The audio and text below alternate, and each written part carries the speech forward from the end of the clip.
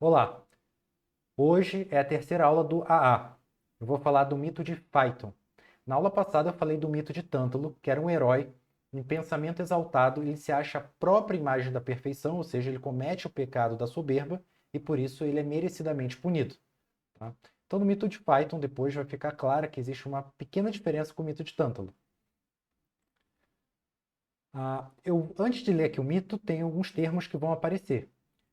Quando aparecer assim, quadriga. Quadriga é carro de duas rodas puxado por quatro cavalos.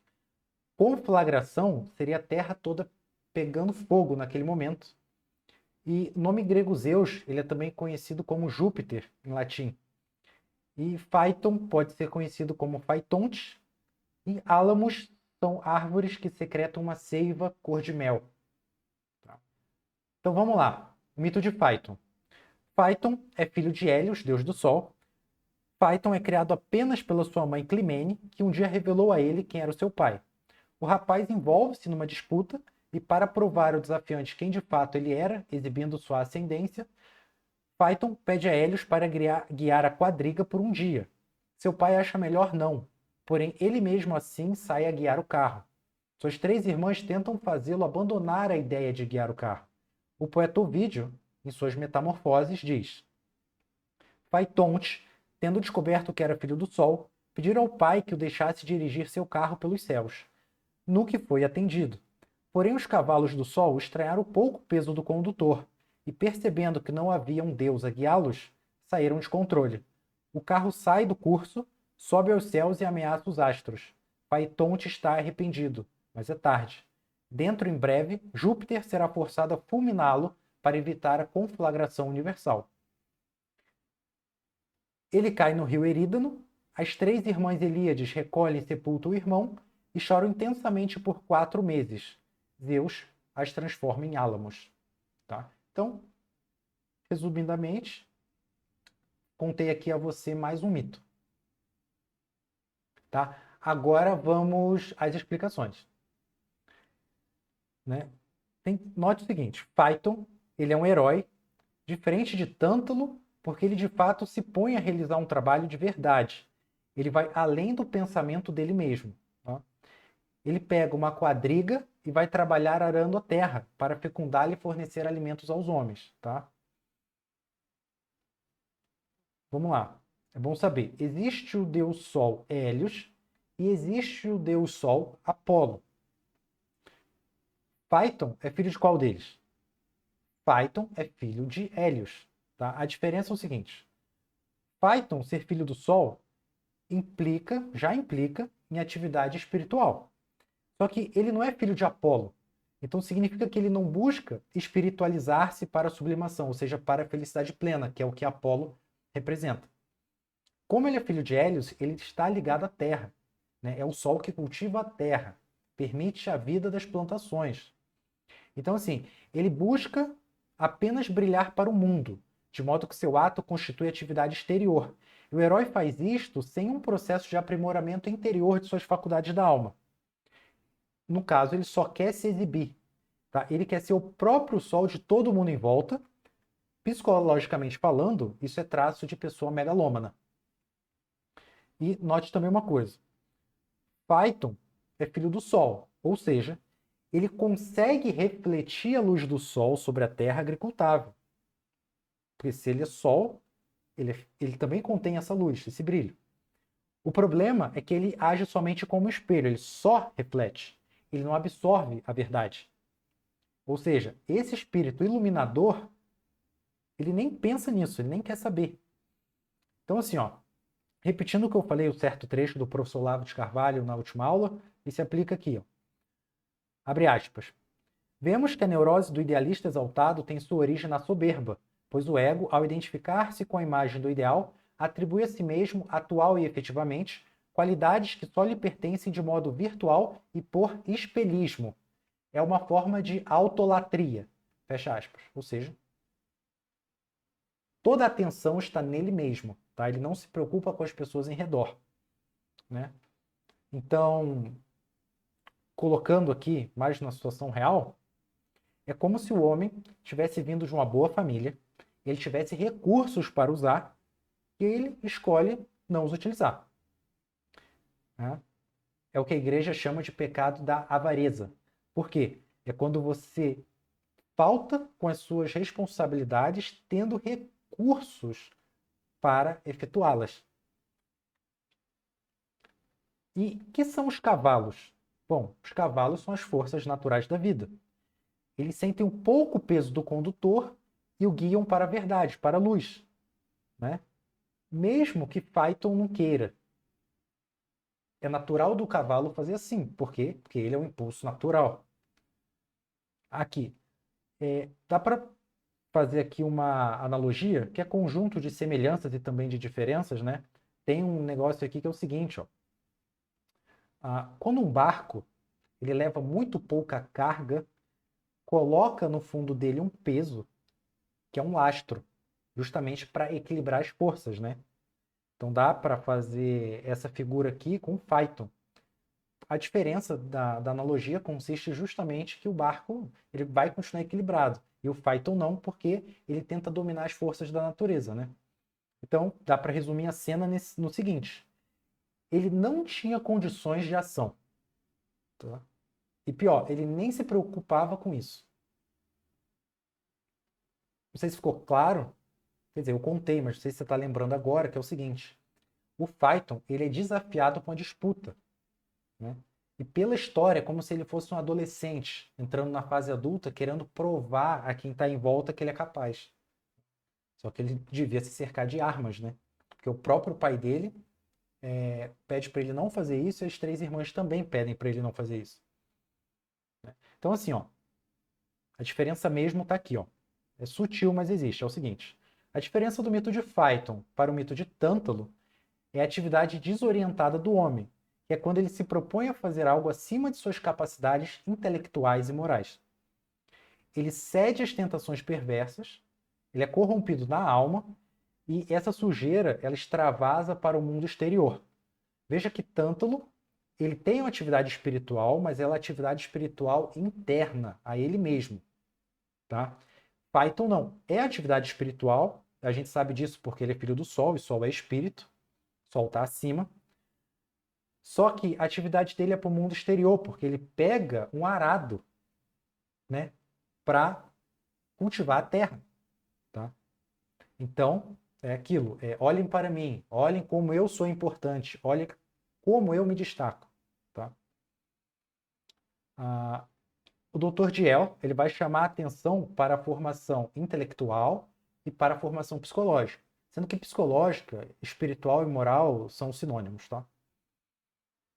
Então, o Dr. Diel vai dizer assim: de todas as produções do homem, a formação de si mesmo é a mais essencial. Tântalo e Phaeton erram nisso. Pergunta: aprendendo a aprender. E erram por quê? Porque, inevitavelmente, você vai produzir obra exterior vaidosa e, portanto, pervertida. Você só vai oferecer o que não presta aos outros, ou seja, monstros. E os cavalos simbolizam isto: desejos indomados. Tá? Agora, tem uma coisa aqui bem sutil também no mito. Assim como o pai do herói que eu mencionei, as três irmãs também tentam fazer que ele desista da ideia. Aí fica a pergunta: por que as três irmãs agem na única e mesma vontade do pai? As três fazendo a vontade do um. Então, paralelismo agora é com a Santíssima Trindade, conforme esclareceu Santa Cecília, Virgem Marte da Igreja. Né? A vontade vai mover a inteligência para gravar na memória aquilo que presta. Pai, Filho, Espírito Santo. Tá? Então, assim, são três pessoas que compartilham a mesma natureza, portanto. Tá? Então, a cena aqui a gente coloca do seguinte modo: a figura é exatamente esta. Um homem burro tentando controlar coisas que estão muito acima da sua capacidade, coisas que ele não domina, nem em pensamento, nem usando o intelecto dele ele consegue. E ele vai tentar lidar com uma situação. Não ouve os bons conselhos. Zeus, ele lança o raio, isto é, a força esclarecedora, e acaba com qualquer dúvida que possa existir quanto à maldade da ação, né? E daí resta a última parte do mito para eu comentar, que é o seguinte. Tá assim lá. Ele cai no rio Erídano, as 3 irmãs Helíades recolhem e sepultam o irmão e choram intensamente por 4 meses. Zeus as transforma em álamos. Então assim, olha bem. Phaeton é fulminado pelo raio, ou seja, ele vira pó. Ele cai como cinzas no mar. Isto é, ele fica na superfície. Mar, na superfície, representa equilíbrio de força, tá? Não é o caso, mas de curiosidade vamos pensar o seguinte. E se Phaeton ele tivesse caído no mar com toda a força e afundado?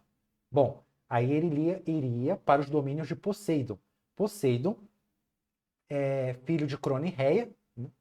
Ele é um deus que ele toma o erro por verdade, ou seja, ele é o que consolida a banalização, tá? A própria vivência na perversão constantemente. Mas não é o caso, tá?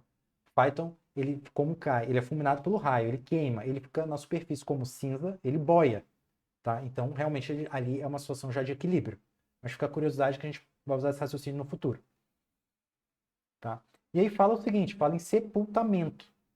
O que é o sepultamento?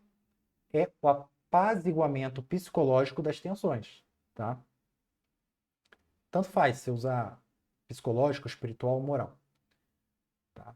E isso aí que é, no caso, cair ali por cima das águas. Vamos lá agora. Mas o que simbolizam as Helíades? Então, como eu falei, álamos são árvores que secretam uma seiva cor de mel. Essa seiva, essa cor de mel, é o que, quando você for ler o mito, você vai encontrar o termo âmbar, né? Porque ela pode se solidificar em figuras de vários formatos, tá? Então, assim, as lágrimas das irmãs, das Helíades, são a própria iluminação que o espírito humano recebe.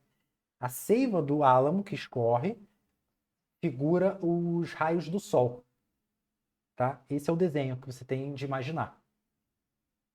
Então vamos lá, ó. Quando a pessoa morre, quem chora por ela reza enquanto chora. Ou seja, faz pedidos, faz súplicas a Deus. E para quê? Justamente para a pessoa encontrar a paz. Aí que a gente pode fazer uma pergunta. Qual é a oração mais excelente? Resposta. A oração mais excelente de todas é o Pai Nosso, que foi ensinado pelo próprio Senhor Jesus Cristo. Nela tem os 7 pedidos, né, que o homem pode esperar de Deus. E esses 7 são divididos assim: 3 mais 4. Lembra? São 3 irmãs chorando por 4 meses. São 7 pedidos ao todo, tá? Vou mostrar isso aqui. Então, como é a oração do Pai Nosso? Primeiro, você se dirige a Deus reconhecendo a autoridade dele. Então, você fala assim, ó, Pai Nosso que estás no céu. Aí vem o primeiro pedido. Santificado seja o vosso nome. O segundo pedido, venha a nós o vosso reino. Terceiro pedido, seja feita a vossa vontade, assim na terra como no céu. O quarto pedido, o pão nosso de cada dia nos dai hoje. O quinto pedido, perdoai-nos as nossas dívidas, assim como nós perdoamos os nossos devedores. Sexto pedido, não os deixeis cair em tentação. E o sétimo, mas livrai-nos do mal. Tá? Então, a fábula de Phaeton apresenta o homem sofrendo uma tentação. Mas veja, isso no mito. Só que essa tentação é um conjunto que reúne vários elementos perversos. Tá? A pergunta, Phaeton, ele faz a vontade dele? Não. E as irmãs percebem isso.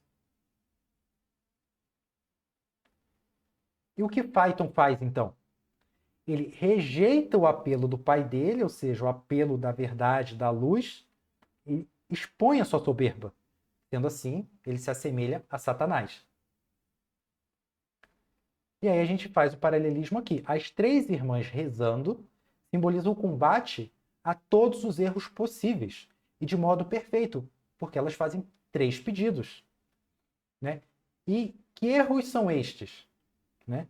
São as tentações do diabo, descritas nos evangelhos tanto por São Mateus como por São Lucas. Tá? Antes, a ideia ela fica muito clara aqui. Ó. Eu vou ler aqui este livro, Dostoiévski, Os Irmãos Karamazov. Tá? Aqui é uma parte onde os irmãos Ivan e Alyosha estão conversando. Agora, como curiosidade para você é o seguinte, Ivan ele é um cínico. Tá? Ele é um cara que não presta. Então, durante várias páginas, ele fala verdades e aí ele joga 2, 3 linhas de erro no meio. Tá?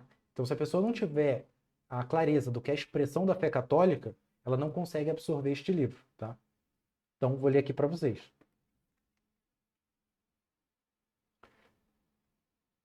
O espírito terrível e lúcido, o espírito do nada e da destruição de si mesmo.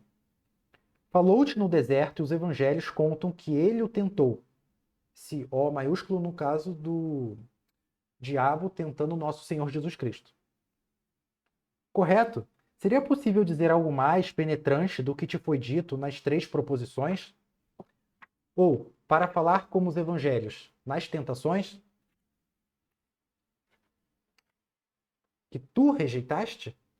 Se alguma vez houve na Terra um milagre autêntico e fulgurante, foi o milagre das 3 tentações. O simples fato de formular essas 3 proposições é um milagre. Suponhamos que elas desaparecessem dos evangelhos, que seria preciso inventá-las, imaginá-las novamente, para recolocá-las na Bíblia. Suponhamos que, para reconstituí-las, reunissem todos os sábios da Terra, governantes, religiosos, cientistas, filósofos, poetas, pedindo-lhes, imaginem, escrevam 3 propostas que não apenas manifestem a importância do acontecimento, mas também exprimam em 3 frases toda a história da humanidade futura. Tu achas que essa reunião de toda a sabedoria humana poderia imaginar algo com tanta força e profundeza quanto as 3 questões formuladas pelo Espírito Poderoso? Só essas 3 propostas já provam que estamos diante de um Espírito eterno e absoluto, não de um espírito humano frágil. Pois elas resumem e predizem, ao mesmo tempo, toda a história posterior da humanidade. Nessas 3 formas se cristalizam todas as contradições insolúveis da natureza humana. Na época, era impossível percebê-lo, pois o futuro era ainda uma incógnita, mas agora, 15 séculos depois, vemos que tudo estava previsto nessas 3 propostas. Tudo se realizou de forma que se torna impossível acrescentar ou retirar uma única palavra. Tá? Ó, muito cuidado. Só Deus é eterno. Tá? Todo o restante da criação, por definição, são criaturas, são seres criados em algum momento. A realidade incriada e eterna, somente Deus. Então, quando nós morrermos, nós vamos ver no espaço que é como se fosse dos anjos, que é a eviternidade. Tá? Não é bem a eternidade. Quando a gente diz que a gente quer alcançar a vida eterna, isso é uma força de expressão. Porque eterno mesmo é só Deus que dá a participação para a gente, né, nele, conforme a gente vai alcançando graus de perfeição. Então aqui foi o trecho dos Irmãos Karamazov de Dostoiévski. Tá? Então ele fala das 3 tentações. Então vamos lá. A primeira tentação relatada nos evangelhos é a seguinte: o Espírito Santo conduz Deus ao deserto, e o demônio diz a ele: se és filho de Deus, diz que estas pedras se convertam em pães. E qual a resposta da oração do Pai Nosso? O pão nosso de cada dia nos dai hoje.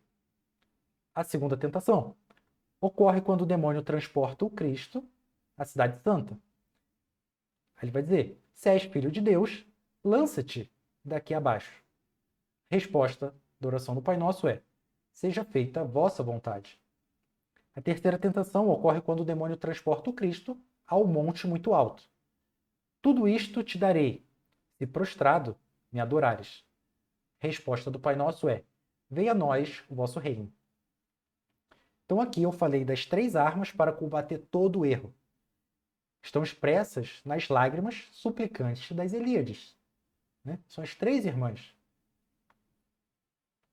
Justamente porque o homem acreditar que é suficiente para si próprio, seja através da conta bancária, ou de algum partido político que ofereça paraíso na terra, ou de alguém que leve a você a não cuidar dos assuntos da alma, isso é o início da condenação.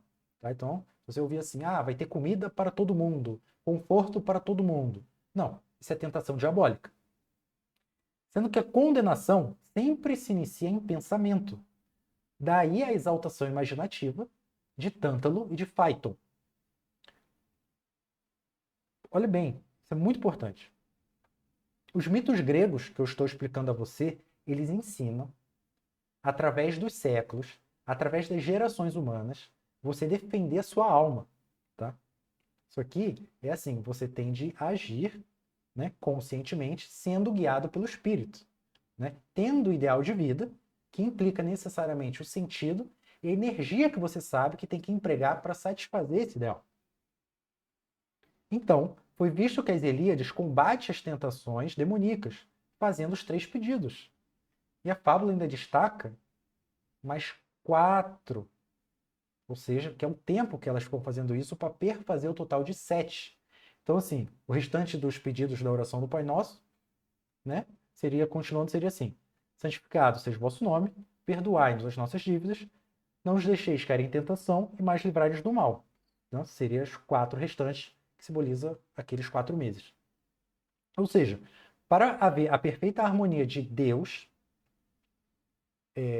com a sua alma, né, você precisa reconhecer isto. Precisa haver a reunião dos 7 pedidos, porque são a oração mais excelente, são a organização mais excelente de pedidos, né, que se consolidam no Pai Nosso. Então, Zeus só transforma as irmãs em álamos depois que o número 7 é alcançado. Ou seja, quando o ensinamento da verdade é satisfeito. Né? Então, agora que você sabe disso, eu vou repetir novamente a última cena. Ele cai no rio Erídano, as 3 irmãs Helíades recolhem, sepultam o irmão e choram intensamente por 4 meses. Zeus as transforma em álamo. A cena final da fábula, portanto, significa a plenitude dos desejos agora harmonizados, lembrando que o mal encerrado em Phaeton foi superado com a imagem dos álamos, que reuniram força espiritual junto de Deus e rezando. Então, o mito de Phaeton, em resumo, é isto. Trata-se de qualificar-se para o trabalho que você deseja conduzir, guiando-se sempre pelo espírito. Então, essa foi a nossa terceira aula. Lembre-se, frequente o AA faz bem para a saúde. Até a próxima.